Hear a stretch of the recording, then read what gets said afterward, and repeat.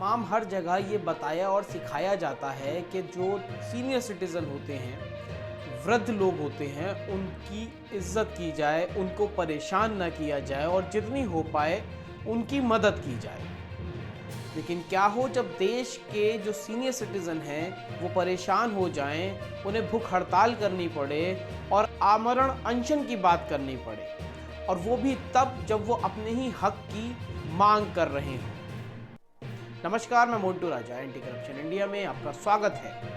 तमाम देश के अंदर जो सीनियर सिटीज़न हैं वो अपनी पेंशन को लेके प्रदर्शन करते नजर आ रहे थे। ईपीएस की मांग कर रहे थे, एम्प्लॉय पेंशन स्कीम। इस एम्प्लॉय पेंशन स्कीम की मांग को लेके हजारों लाखों करोड़ों ऐसे सीनियर सिटीज़न जो दिल्ली के रामलीला मैदान से लेके दिल्ली के जंतर मंतर तक अपनी आवाज़ को बुलंद कर रहे थे। इस पेंशन स्कीम को लेके देश के प्रधानमंत्री श्री नरेंद्र मोदी से 2 बार मुलाकात भी कर चुके हैं। बावजूद इसके उनकी समस्याओं और उनकी मांगों का हल अब तक नहीं निकल पाया है। आमरण अनशन का आह्वान किया, जिसके बाद तमाम जो उनका प्रदर्शन चल रहा था उसको हटा दिया गया, उसको उठा लिया गया, क्योंकि कई राजनेताओं ने उनको ये आश्वासन दिया कि हम आपकी मांगों को पूरा करवाएंगे। अब क्या उनकी मांगे हैं? उनकी मांगे हैं 7,500 रुपये उनको पेंशन दी जाए, जो मेडिकल फैसिलिटीज़ हैं वो उनको दी जाएं, महंगाई भत्ता उन्हें दिया जाए।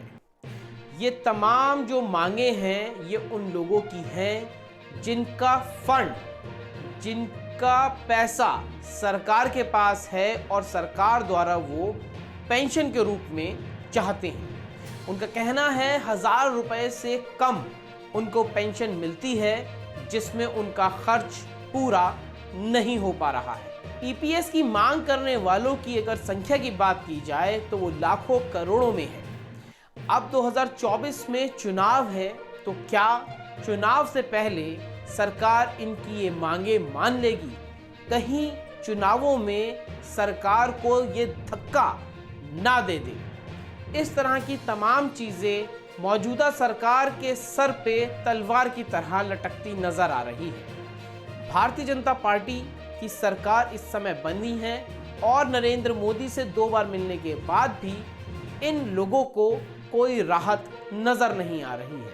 ईपीएस का धरना देने वाले तमाम लोगों ने जानकारी देते हुए बताया कि सभी राजनेता, चाहे पक्ष के हों या विपक्ष के, उनका साथ देने को तैयार हैं, क्योंकि उनकी मुलाकात प्रधानमंत्री श्री नरेंद्र मोदी से हो चुकी है। तो 2 बार मिलने के बाद भारतीय जनता पार्टी के तमाम नेताओं ने ये कहा है कि मोदी जी ही इसका कुछ कर सकते हैं। अलबत्ता आप 2 बार मोदी जी से मुलाकात कर चुके हैं, तो आप विश्वास रखिए कि आपकी समस्याओं का समाधान जल्द ही होगा।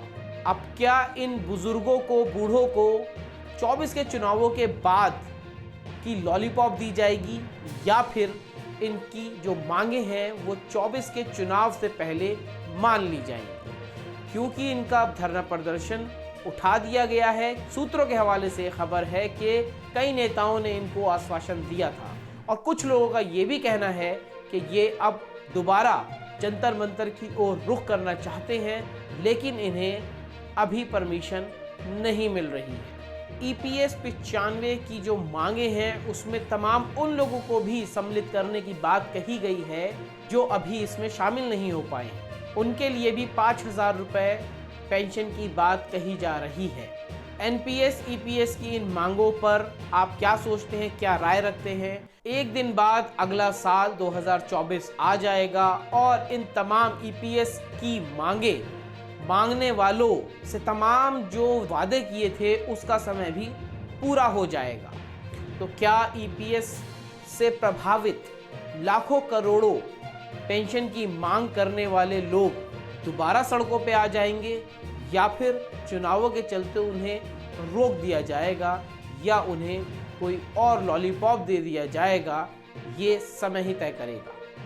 आप अपनी राय क्या रखते हैं ईपीएस की मांग को लेकर। जो लोग प्रदर्शन कर रहे हैं उनके साथ क्या होगा, सरकार उनकी मांग मानेगी या नहीं मानेगी, कमेंट द्वारा सेक्शन में आप ज़रूर बताएं। अगर चैनल को अभी तक सब्सक्राइब नहीं किया है कृपया करके सब्सक्राइब, लाइक और शेयर कर लें। हमारे चैनल को आप फेसबुक, इंस्टाग्राम और ट्विटर पर भी फॉलो कर सकते हैं। अगली अपडेट के साथ आपके समक्ष फिर प्रस्तुत होंगे।